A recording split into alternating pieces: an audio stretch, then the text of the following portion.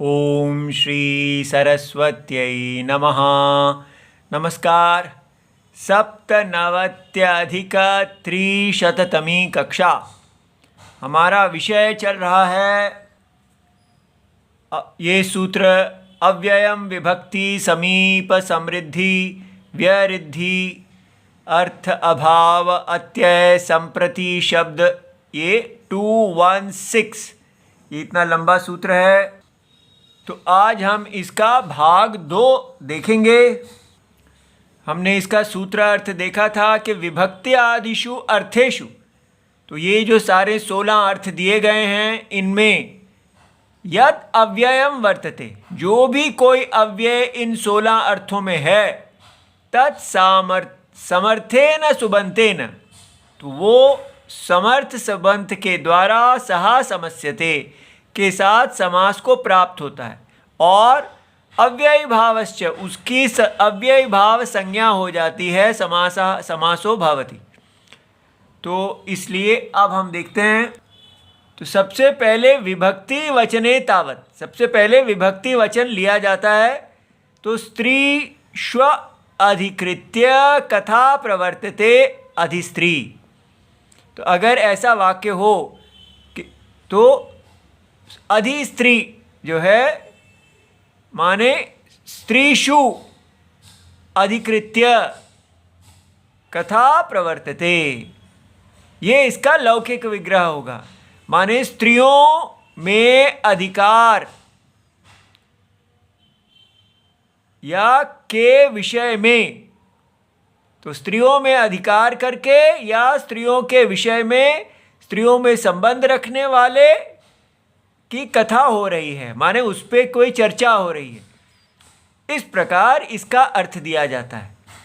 तो ये आपको समझ में आया। जब कहेंगे अधिस्त्री, तो इस शब्द का अर्थ आपको समझ में आना है कि अधिस्त्री का मतलब है कि स्त्रियों के स्त्रीषु अधिकृत्य, माने यहाँ पर स्त्री का अधिकार है। जैसे व्याकरण में होता है कि किसी एक ऊपर से अधिकार चल रहा है, तो विषय क्या है, तो जो भी इस समय चर्चा चल रही है वो चर्चा का विशेषण है अधिस्त्री।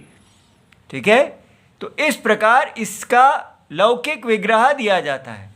अब प्रायेण अविग्रह नित्य समासः, ये जो अव्ययी भाव समास है ये नित्य समास कहलाता है। इसका विग्रह स्वपद, अपने पदों के द्वारा नहीं होता, इसलिए प्रायेण अस्वपद विग्रह वा। तो ये जो विग्रह दिया गया ये अस्वपद विग्रह है। तो कैसे पता चला कि ये नित्य समास है? क्योंकि विभाषा 2:1-11 ये जो सूत्र है ये इसके बाद में इसका अधिकार आरंभ होता है। तो ये कहता है कि समास भी कर सकते हैं और वाक्य भी छोड़ सकते हैं, लेकिन अव्ययी भाव में आप वाक्य नहीं कर सकते शब्दों का। ठीक है। तो अधिकार से पहले पहले तक ये सब सूत्र नित्य समास का विधान करते हैं। यस्य स्वपद विग्रह नास्ति सा नित्य समासः, तो जिस समास में अपने पदों को जोड़कर विग्रह नहीं बनता है उसको नित्य समास कहते हैं। तो अधि अव्यय सप्तमी विभक्ति के अर्थ में है। तो अधि का मतलब ही सप्तमी विभक्ति अर्थ है। तो अधि स्त्री, स्त्रीषु इति, स्त्रियों में, स्त्रियों के विषय में। तो नव्य व्याकरण जो है करने वाले वैयाकरण जो हैं वो उनके अनुसार लौकिक विग्रह ऐसे होना चाहिए। ठीक है। अब सप्तमी अर्थे यद अव्ययम तद विभक्ति वचनम, तो अब जो विभक्ति वचनम है वो सारे के सारे सप्तमी अर्थ में ही होते हैं। ऐसा नहीं होगा कि कोई तृतीया चतुर्थी इत्यादि ऐसे होंगे, केवल सप्तमी अर्थ में ही ऐसा अव्ययी भाव समास होता है। अव्ययी भावः अनव्ययम अव्ययम भवति अनेन, तो ये अव्ययम प्लस च्वी प्रत्यय होता है और भू प्लस घञ होता है। इससे करके ये अव्ययी बन जाता है और भू का भाव बन जाता है घञ में। तो हमारा फॉर्मूला है अव्यय या क्रिया विशेषण, वो भी अव्यय है, और तो अव्यय या क्रिया विशेषण उसका साथ संज्ञा जुड़ती है सब में। अब हम इसकी व्युत्पत्ति देखते हैं। पहले स्त्री प्लस सुप प्रत्यय लाया, सप्तमी है तो इसलिए सुप आया, सप्तमी माने सप्तमी बहुवचनम। अधि सु ये अव्यय है। अब हम सुप का लुक करेंगे, अव्ययात आप सुपहा, तो ये आ गया कि अव्ययात उत्तरस्य आप और सुपश्च लुक भवति। तो अव्यय के उत्तर में ये सु है, इसका लुक हो गया। तस्माद इति उत्तरस्य, इस परिभाषा को हमने प्रयोग किया कि जब भी तस्मात पंचमी विभक्ति होगी तो कार्य उत्तर में होगा। फिर उसके बाद हमने ये जो स्त्री सुप, इसको स्वादि निपातम अव्ययम, इसकी अव्यय संज्ञा किया कि ये अधि की अव्यय संज्ञा कैसे हो गई, तो ये सूत्र इसको अव्यय बनाता है।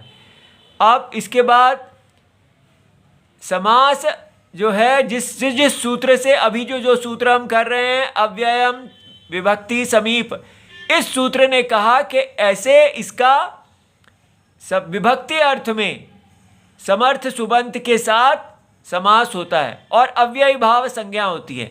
तो इसकी अव्ययी भाव संज्ञा हो गई। अब हमने इसकी प्रातिपदिक संज्ञा करनी है। तो कृत तद्धित समासश्च 1 to 46, उससे कृत प्रत्यांतः तद्धित प्रत्यांतः समासश्च प्रातिपदिक संज्ञकाः भवन्ति। तो ये जो है ये क्योंकि यहाँ समास है, इसकी समास संज्ञा हो चुकी है, इसलिए हमने इसको प्रातिपदिक संज्ञा दे दिया। अब हमें सुप का लोप करना है, लुक करना है। तो सुपो प्रातिपदिक योहो 2471, तो धातु अवयवस्य, धातु का अवयव कोई हो, तो यहाँ धातु का अवयव तो नहीं है। प्रातिपदिक अवयवस्य, तो प्रातिपदिक ही है और सुप जो है उसका अवयव है। च सुपो लुक भवति, कोई भी सुप जो प्रातिपदिक का अवयव हो, सुप माने सुप प्रत्यय, तो उसका लुक हो जाएगा। तो उसका लुक हो जाने से यहाँ स्त्री और अधि रह गया। अब हम अधि की उपसर्जन संज्ञा कर रहे हैं। तो प्रथमा निर्दिष्टम समासम समास उपसर्जनम 1 to 43, तो समासे समास विधायक के सूत्रे, तो हमारा समास विधायक सूत्र जो है वो अव्ययम विभक्ति समीप, जो अभी प्रकृत सूत्र है वो, उसमें प्रथमाया विभक्त्या निर्दिष्टम यत् पदम, जो पद प्रथमा विभक्ति के द्वारा निर्दिष्ट है, तत् उपसर्जनम संज्ञकम भवति। तो अव्ययम प्रथमा विभक्ति से निर्दिष्ट है, इसलिए इसकी उपसर्जन संज्ञा हो गई। अब अधि को पूर्व निपात करना है, तो उपसर्जनम पूर्वम, तो उपसर्जनक सर्जन संज्ञकम समासे पूर्वम प्रोक्तव्यम, इसलिए अधि को पूर्व कर दिया।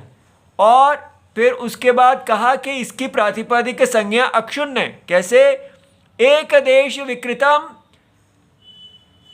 अनन्यवत भवति, वो अन्य नहीं हुआ। तो इसकी यहाँ जो प्रातिपदिक संज्ञा हुई थी वो वैसी की वैसी ही बनी रही, चाहे हमने उसको लुक कर दिया है, तो इसलिए ये प्रातिपदिक है। उसके बाद नपुंसक लिंग इसको दिया, कैसे? अव्ययी भावश्च, अव्ययी भाव समासः नपुंसक लिंगे भवति 2418, तो इसलिए ये इसका लिंग नपुंसक लिंग हो गया। और नपुंसक लिंग में हमने सु आदियों की उत्पत्ति कर दी। ह्रस्वो नपुंसके प्रातिपदिकस्य 1 to 47, तो नपुंसक लिंगे अर्थे वर्तमानम यत् प्रातिपदिकम तस्य, उसके वो ह्रस्वो भवति। तो अब यहाँ इसको हमने, ये जो दीर्घ है इसको ह्रस्व करना है। उसके लिए क्या करेंगे? पहले हम इसकी संज्ञा करेंगे ऊ कालो अह्रस्व दीर्घ प्लुत, कि ये इसकी इसमें ई जो है ये दीर्घ है, ठीक है। और फिर अचश्च, ये कहते हैं कि अच ह्रस्व दीर्घ प्लुत इति एवं विधीय मानो यो अच स अच एव स्थाने भवति। तो इसलिए ह्रस्व जो है वो अच के स्थान में हुआ, दीर्घ ई का जो है वो ह्रस्व हो गया और अधि स्त्री बन गया। सु का लुप अव्ययात सुप, अव्ययात आप सुपहा से लुक हो गया। इसी प्रकार अधि कुमारी, कुमारी के विषय में संबंध रखने वाला या वाली, ठीक है। इति सर्वम शिवम प्रणाम।